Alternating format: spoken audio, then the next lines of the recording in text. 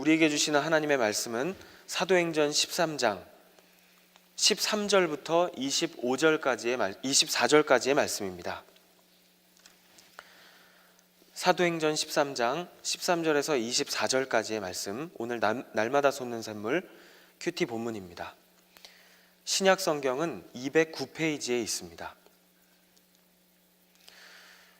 합독하여 하나님께 올려드리겠습니다.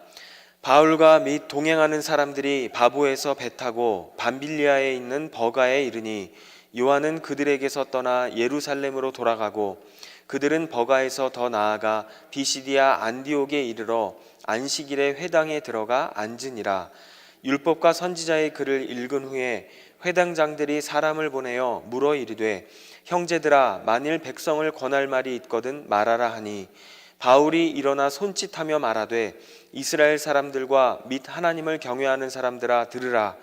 이 이스라엘 백성의 하나님이 우리 조상들을 택하시고 애굽 땅에서 나그네 된 그 백성을 높여 큰 권능으로 인도하여 내사 광야에서 약 40년간 그들의 소행을 참으시고 가나안 땅 7족속을 멸하사 그 땅을 기업으로 주시기까지 약 450년간이라. 그 후에 선지자 사무엘 때까지 사사를 주셨더니 그 후에 그들이 왕을 구하거늘 하나님이 베냐민 지파 사람 기스의 아들 사울을 40년간 주셨다가 패하시고 다윗을 왕으로 세우시고 증언하여 이르시되 내가 이새의 아들 다윗을 만나니 내 마음에 맞는 사람이라 내 뜻을 다 이루리라 하시더니 하나님이 약속하신 대로 이 사람의 후손에서 이스라엘을 위하여 구주를 세우셨으니 곧 예수라. 그가 오시기에 앞서 요한이 먼저 회개의 침례를 이스라엘 모든 백성에게 전파하니라. 아멘. 어떤 책에 보니까 사도 바울의 전도 방법을 이야기하고 있는 책을 본 적이 있습니다. 어느 지역에 가든지 사도 바울은 그곳에 모인 사람들, 그 회중들의 공통적인 관심사를 가지고 복음 증거를 시작한다라는 그런 이야기를 본 적이 있습니다. 그런데 이 떠났다라는 단어를 보니까 두려움과 공포 때문에 돌아섰다라는 의미를 담고 있는 것을 보면 무언가 이 선교에 대한 두려움과 공포로 인해서 중도에 하차했다는 의미를 가지고 있다는 것을 볼 수가 있습니다.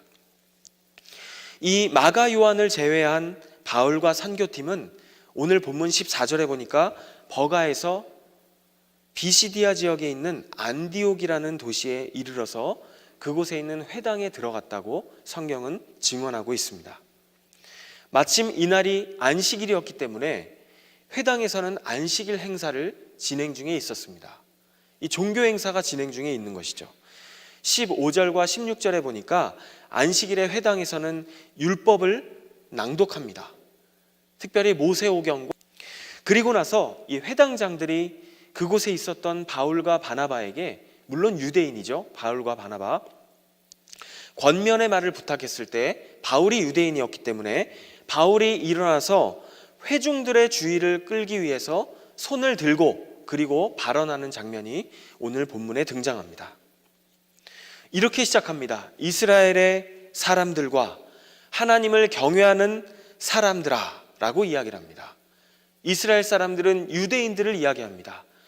나라가 비록 식민 통치를 받는 상황에 이르렀지만 흩어져 있는 유대인들을 이야기할 때 이스라엘 사람들아, 그리고 하나님을 경외하는 사람들아, 바로 이방인 출신의 유대인들을 이야기하는 것입니다. 이방인 유대교인들을 이야기하는 것이죠.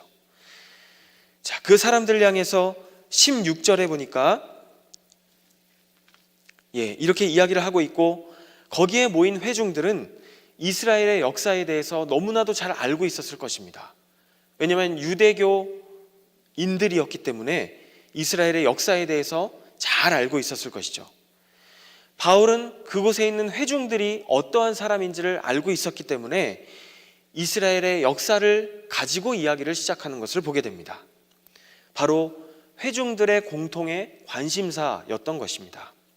이것이 바울의 강점입니다. 사도행전 17장에 보면 바울은 유대인들이 아닌 이방인을 향해서 복음을 증거하는 장면을 볼 수가 있는데, 이때 바울이 복음을 증거하는 장면을 보면 다른 방식으로 복음 증거를 시작하고 있습니다.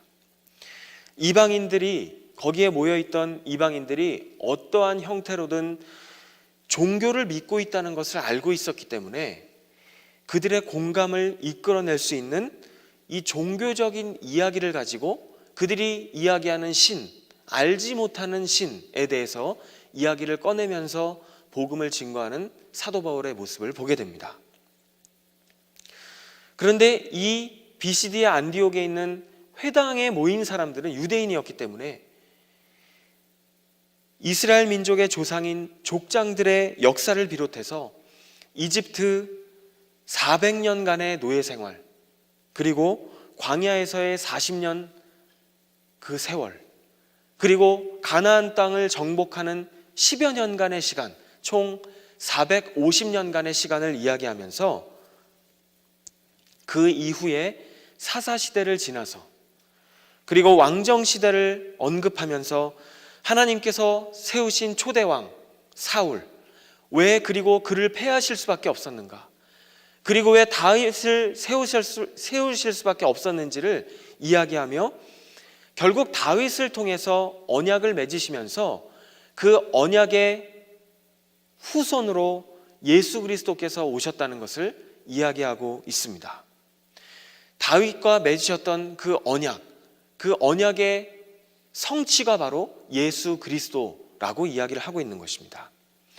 결국 이스라엘의 역사의 종결은 예수 그리스도로 끝나고 있다는 것을 이야기하고 있는 바울의 모습을 보게 됩니다. 이 17절부터 24절까지 등장하는 바울의 설교를 보면 스데반의 설교와 내용이 굉장히 비슷하다는 것을 알 수가 있습니다. 스데반이 설교했던 그 순간 바울이 있었습니다. 바울이 회심하기 전에 분명히 스데반의 설교를 들었을 것입니다. 사람들의 반응이 좋지 않았다는 것도 알고 있었을 것입니다. 그리고 이러한 설교를 했던 스데반이 어떠한 결말을 맞이했는지도 바울은 알고 있었을 것입니다. 그럼에도 불구하고 바울이 스데반과 같이 설교했던 이유가 무엇일까요? 결국 예수 그리스도를 통해서 약속을 성취하시는 하나님의 신실하심을 증거하기 위해서였던 것입니다. 결국 복음의 핵심은 무엇입니까? 예수 그리스도잖아요.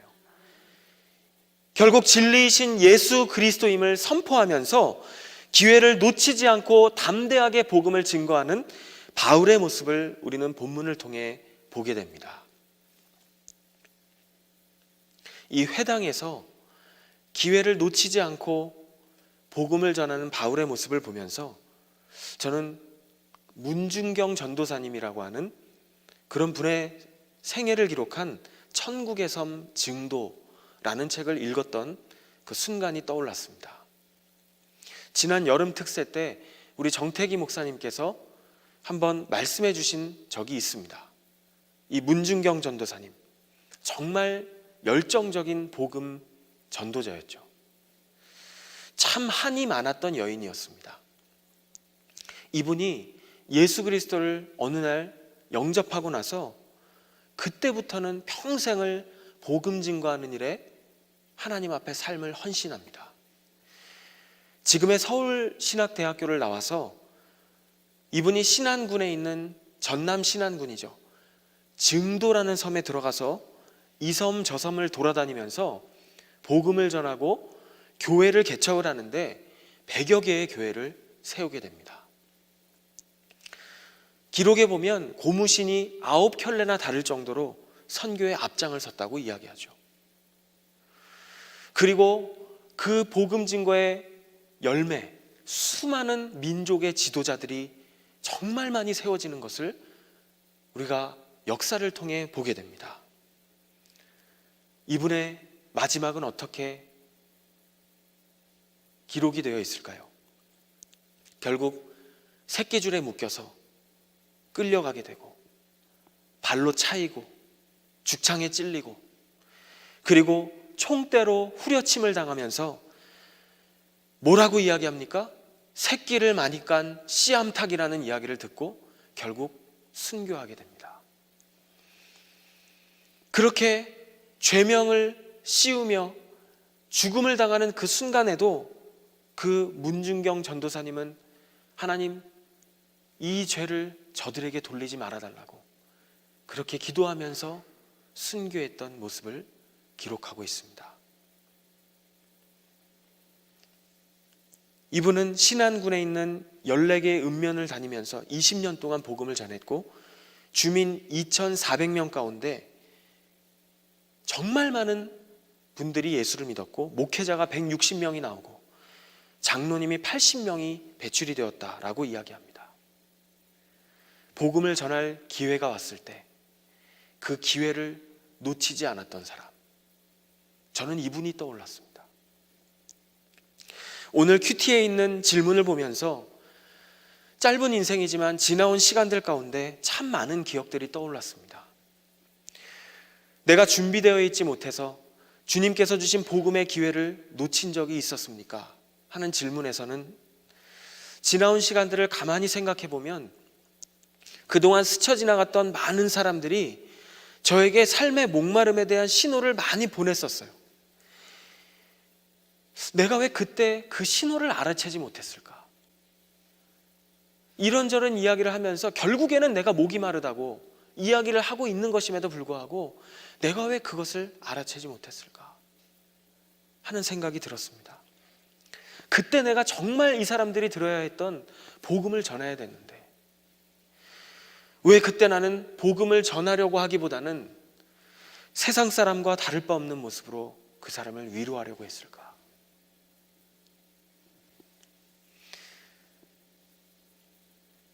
그 순간이 떠오를 때마다 저는 스스로에게 이렇게 이야기합니다. 그런 순간이 온다면 이제는 놓치지 말아야지. 이제는 놓치지 말아야지 하는 생각을 할 때가 있습니다.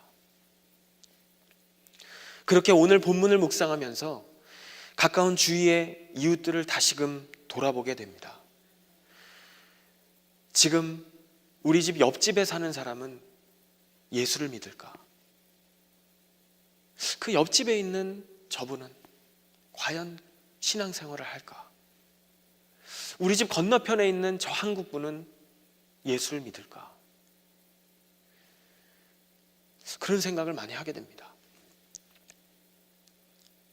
며칠 전 우리 교회에 계시는 집사님 한 분과 이야기를 나눌 일이 있었습니다. 근데 그분이 이런 이야기를 하셨습니다. 본인이 머리카락을 자르기 위해서 다니는 미용실이 있는데 어떻게 해야 그 머리를 손질해 주시는 분을 전도할 수 있을까? 어떻게 하면 그분에게 복음을 전할 수 있을까? 그 방법을 생각하고 있다는 이야기를 최근에 들은 적이 있습니다. 저는 그 집사님의 이야기를 듣고 나서 지난 1년 동안 연락하지 못했던 믿지 않는 친구들이 생각이 났습니다. 그래서 어제 저녁에 오랜만에 연락을 했습니다. 사랑하는 여러분, 기회가 왔을 때 언제라도 복음을 전할 수 있는 준비된 전도자로 살아가기 위해서 오늘 내가 할 수 있는 것은 무엇입니까? 아주 작은 것이라 할지라도 오늘 말씀을 묵상하면서 내가 실천할 수 있는 것이 있다면 무엇일까요? 기도하며 하나님 앞에 나아가 지혜를 구하며 아주 작은 일이라 할지라도 말씀을 실천함을 통해 주님의 사역에 동참하는 하나님의 사람으로 살아가는 오늘 하루가 되실 수 있기를 간절히 소망합니다.